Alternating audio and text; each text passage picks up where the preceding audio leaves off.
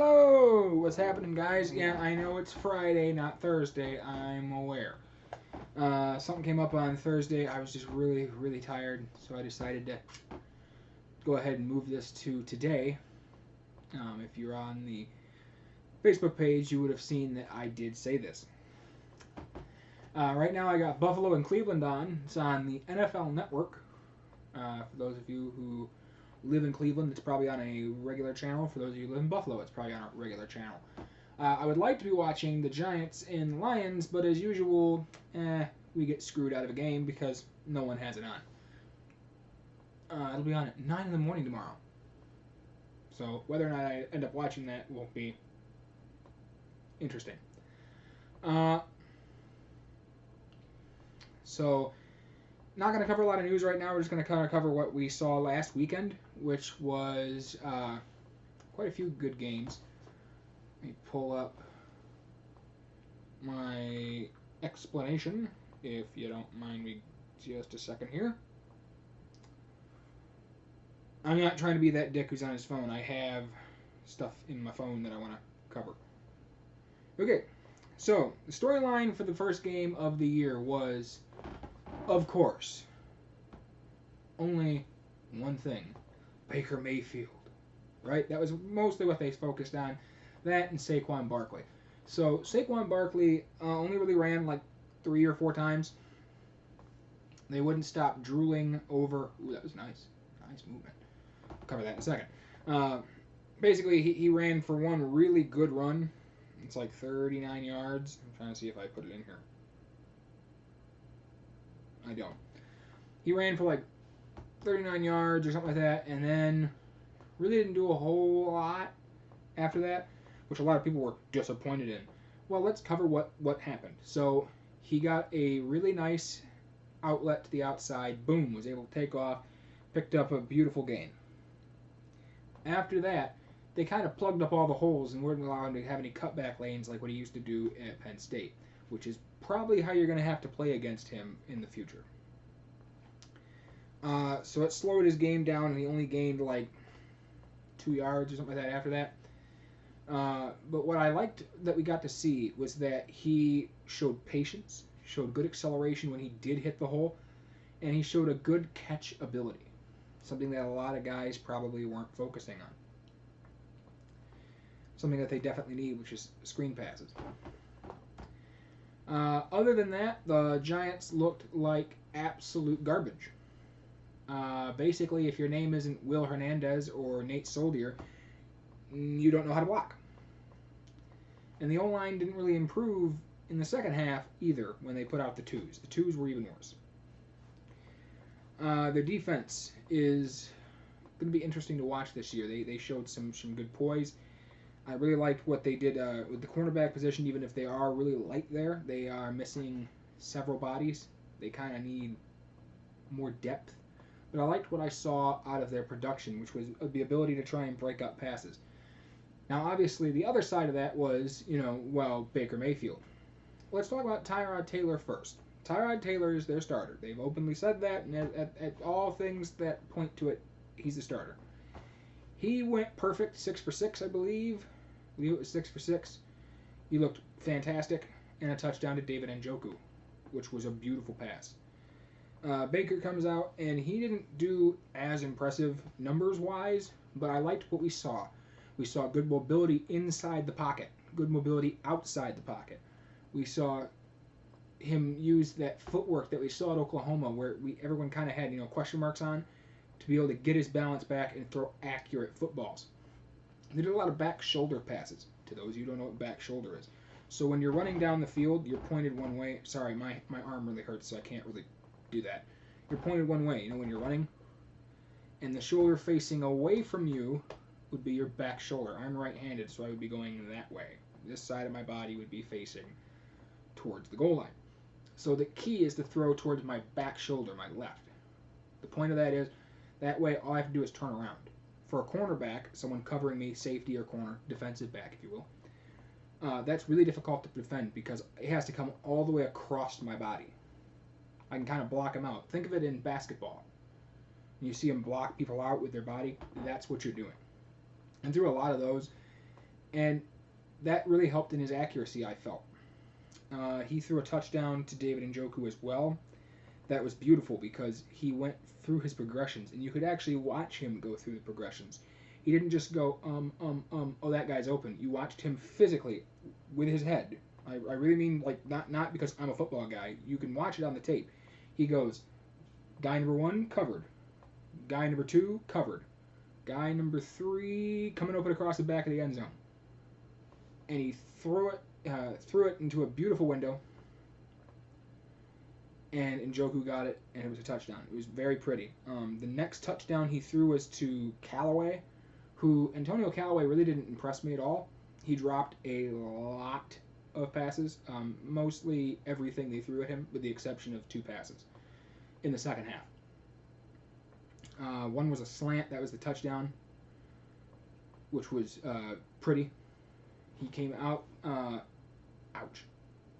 caught the ball away from the defender, which is where the ball was placed, which made it even more pretty, was because he actually put it in front of him as opposed to kind of on him, if you will.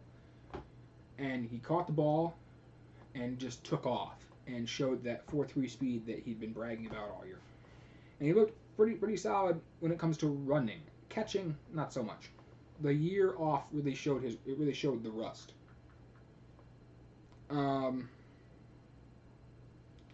Antonio Callaway really showed speed, but dropped every pass thrown his way. Of course, facing criminal charges for marijuana possession, weapon possession, driving with a suspended license. We all know he'll serve community service, though, because football players, while you and I would serve prison time, always seem to get off with a slap on the wrist, which I don't quite get. Browns O-line showed the opposite. They protected both Tyrod and Baker quite well. Of course, it's the preseason, so they do have their flaws, but they played significantly better than the Giants. The Browns' offensive line actually looked crisp. They looked like they knew what they were doing. And actually, I'm watching the game right now, one of the other ones with the Browns. Let's see right here. They're opening up holes for the running back right there with a nice run. They open up holes for the running back. They hold off people so Baker has time to throw it. They look really good, like surprisingly good. Like if they win 8 games, I will not be stunned. Which before would have been pretty shocking, seeing as how they didn't win a single game last year. The other game I watched was, of course, the Lions and the... let me think, who did they play? Oakland. The Lions looked like a high school team. In fact, my high school team, which I think won 1 game my senior year, played better than them. The offensive line doesn't block. Stafford doesn't have time to get the pass off. Stafford gets pulled, and they put in Matt Castle, who is maybe, quite possibly, like an 8th grader trying to throw a football. He's awful. I don't know why we signed him. He can't read a defense. He got people in trouble with that. He can't read what's what. He can't figure out where people are. He had several problems with figuring out blitzes. He didn't know where the safety was. He almost threw an interception at one point, I believe. Oh, this just in. Isaiah Wynn tears his Achilles and is out for the year. The Patriots drafted Wynn number 23 overall in the 2018 draft, of course. This is coming to me on the ticker from NFL Network. I did not know that. That's unfortunate. Anyway. Then they put in the 3rd stringer, who should probably be fringe. I'll say fringe backup. He has his issues, Jake Ruddock. He has his issues where he's not the greatest quarterback in the world, but he's not bad. I feel like he should be the immediate backup. He looked okay. Again, when there's no one blocking for you, there's really not a lot you can do.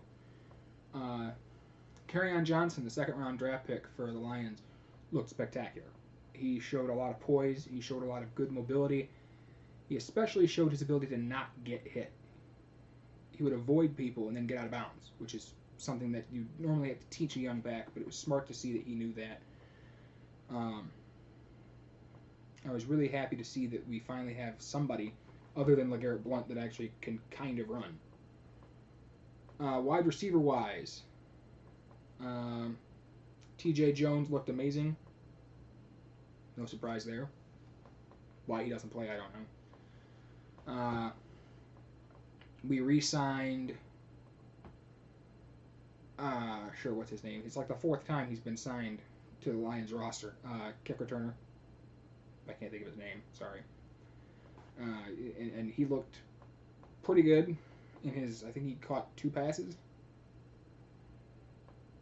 But the defense was basically Swiss cheese. We didn't get a pass rush. Nobody defended in the backfield after the ones came off the field. Linebackers were basically standing still and letting people run past them. They just looked terrible. And remember, the guy that we fired was an offensive-minded guy, and the guy that we brought in was supposed to be the next coming of Christ. And he's supposed to be this great defensive guy, which I keep laughing at because I'm watching our defense and going, he's supposed to be such a good defensive guy, huh? Well, then why is our team getting just destroyed? There is one bright note, though. With the 2s and 3s, Deshaun Hand from Alabama, we drafted him in like the 4th or 5th round, actually looked pretty good. He was able to get a little bit of a pass rush, getting rid of people off of him and being able to get in the backfield to tackle for loss.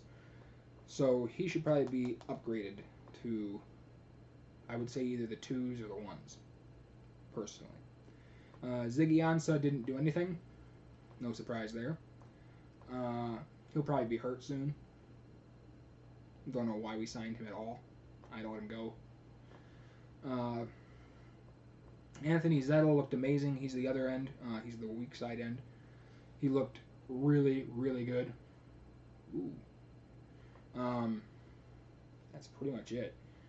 Other than that, I mean, I watched part of the Saints tape, and ow. I'll explain my arm at the end here.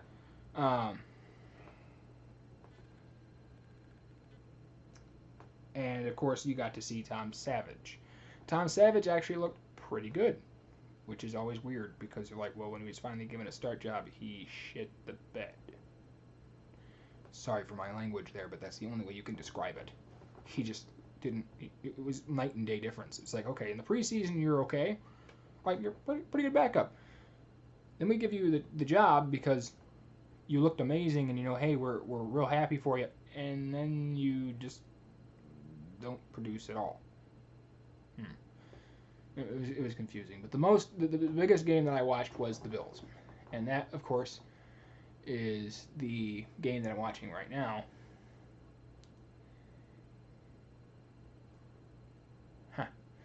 Sorry. And that I can say, Josh Allen had his issues. Did he look amazing? No. But he's a pretty good pretty good quarterback. He does a really good job with the long ball. And he's got the traits. He can move. He's got maneuverability. He's got a good arm. He's got a cannon. And the guy that's supposedly ahead of him on the depth chart, the reason I say that is because the Bills don't really know yet, would be believed to be A.J. McCarron. And A.J. McCarron looked pretty good. Again, he had his errant throws. But considering the fact that A.J. McCarron basically sat the bench for, 3 years, he looked pretty good. Not a lot of rust. And then, of course, Nathan Peterman. This is the guy I really want to talk about. Nathan Peterman. Drafted a year ago. Sat the bench as the backup. Gets put in for Tyrod Taylor in one game. Throws 3 passes, 3 straight interceptions.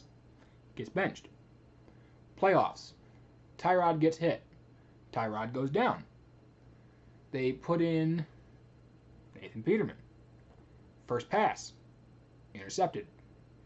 So when he came out for the preseason here, I kind of had low expectations because I personally thought, all you do is throw picks, bro. Sorry, but, I don't have real high hopes for you. Maybe you can end up somewhere else and do a little better. Like, I hate to be that guy, but, the Saints would be a good one. Denver. We'll talk about Denver in a minute. Where they have an okay QB coach and go, maybe you just need some help with the tools. and you'll get there. But he looked really good. He threw a touchdown, a beautiful pass to Calvin Benjamin. He looked really, really crisp. He looked like he kind of went back to the basics and figured out how to throw again, which is always good for the Bills. Now let's talk about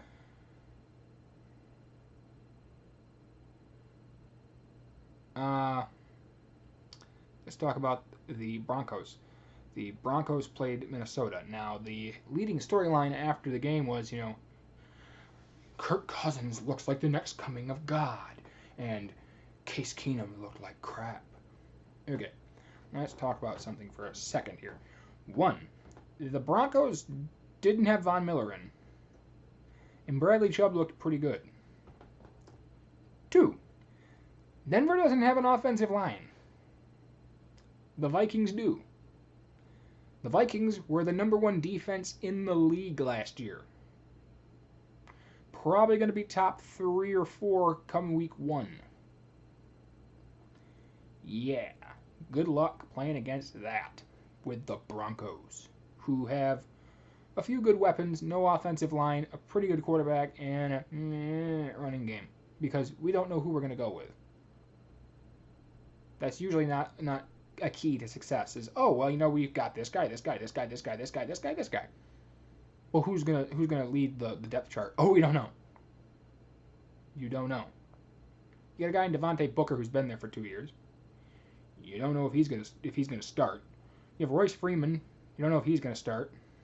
You lost C.J. Anderson, who's the only 1,000-yard rusher you guys have had in a while. I guess I'm just confused. How you plan on pulling that off? Whatever. Denver really didn't look good. I really feel for Paxton Lynch. He came from a small school. I like the guy. But sweet mother of God. You're 6'9" and you can't throw the ball 5 yards. It's like the next coming of Brock Osweiler. Osweiler. I call him Brock Osweiler because he lost pretty much every game he's ever played. People like Denver are going, well, wait a minute, he won games for us. That was with Greg. That was with Kubiak. I think his first name's Greg. Anyway, Kubiak, Gary Kubiak. Thank you. Sorry, that was with Gary Kubiak, who basically had a run-first mentality with C.J. Anderson. Now this new guy's like, let's throw the ball 80 times a game. Well, normally that'd be an okay strategy, but the problem is that I know you're going to throw it, and Paxton Lynch can't throw it 5 yards. So it's going to be off time, behind the guy, or thrown so hard the guy can't catch it. In fact, that's how he got intercepted. He launched this thing, and it hit the guy in the hands and popped up in the air. Got picked off. Now a lot of people are going to get after me and go, well, the backup for the Vikings did the same thing. Yeah, he did. He threw an interception. But who looked better? Trevor Siemian, the backup for Vikings, former starter for the Broncos, or Paxton Lynch? Well, Siemian looked better. He had a little more pocket awareness. He had better throwing percentage.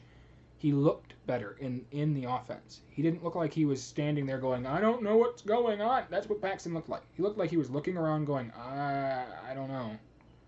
Which isn't a good thing for your quarterback to be doing. You don't want him standing back going, I don't know what's going on. Seeing as how you're in charge of pretty much everything on the field. You need to know what's going on. I was really blown away and impressed by Kyle Sloter. He's the third stringer for Minnesota. He looked spectacular. When you get to the third stringers, you kind of go, they're a third stringer. Chances of you making the roster are pretty slim. And he looked really good.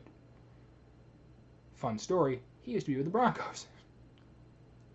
So, good for him. I'm real happy. I expect the Vikings to do very well this year.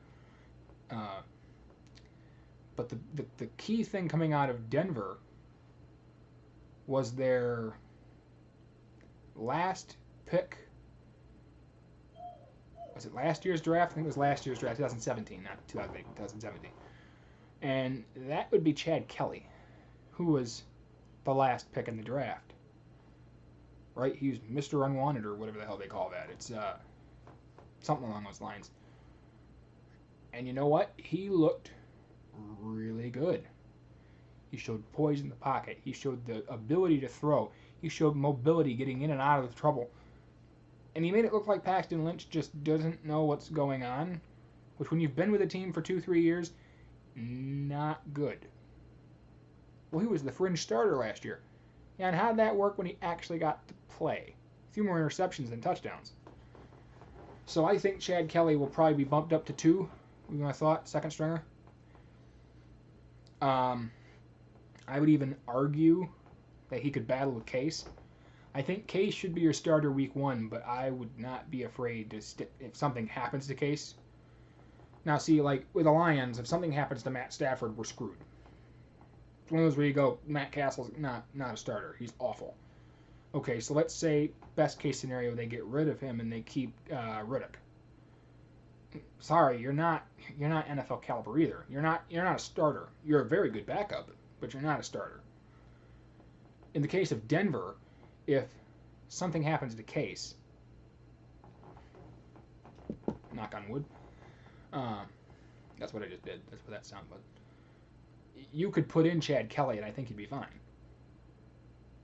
So, that's my analysis of what happened last week. Try and put one of these out probably Sunday, because there's a lot of games on tomorrow. And try and talk about this a little more, give you some news and things like that like we usually do. This is just kind of an analysis of the games that I was able to watch. Looks like it should be a hell of a year. 2 things I have to cover now. 1, Notre Dame released their Shamrock Series jerseys. They look like hammered shit, and they should get rid of them. Whoever's in charge of that at Under Armour should get fired. You're a fucking moron. I apologize for dropping an F-bomb, but you're an idiot. Those jerseys are disgusting. Those helmets are disgusting. Get rid of it. Irish wear green, Irish wear gold. We don't wear black.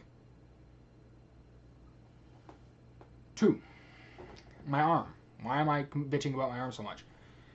Today, in dialysis, we had a slight malfunction.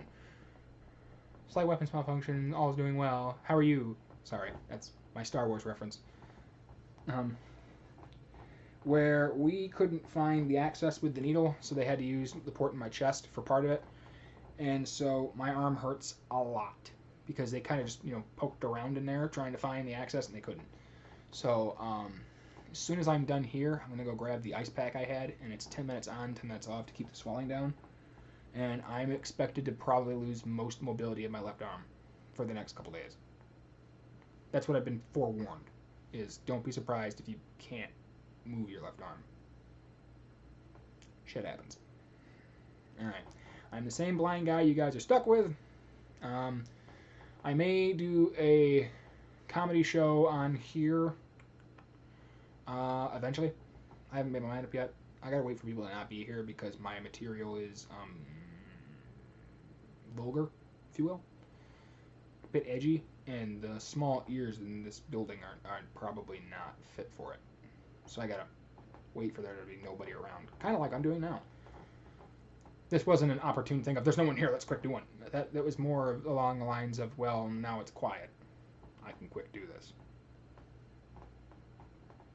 Because I've done this before with stuff going on in the background, and the mic picks it up, and that's distracting. Not as distracting as my ADD, but still pretty distracting. Alright, that's that. I know this was a quick one. It was a quickie. Regardless, it's been good seeing you guys. Check in on the Facebook page. Check it on the Patreon page. I know I don't have tiers on there. I don't know how to do that, I guess. I don't know how I would do that. It should be the way I should put that. I'm going to try and figure out... I release content freely, so if you guys want to donate to the Patreon page, that'd be awesome. It's patreon.com/blind... No, it's patreon.com/LewisSabinshow.com, I think. Something like that. The Facebook page is, of course, www.facebook.com/... Lewis Sabin Show. Feel free to follow that. I post information, dates on whether or not I'm going to do a podcast or not, stuff like that. It's also the best way to get a hold of me if you guys have any questions. Otherwise, you can post it in the comments down here, and I will try to read them. Please like, subscribe, and I'll try to keep you guys as up to date as possible on what's going on. As always, it's weird. Sorry, I looked up and it said like Brewers or something behind them. As always, I'm Lewis Sabin, the blind madman that runs this shit show, and I will talk to you guys eventually. Alright, see you next Thursday. Where's my cursor? See you next Thursday. Bye.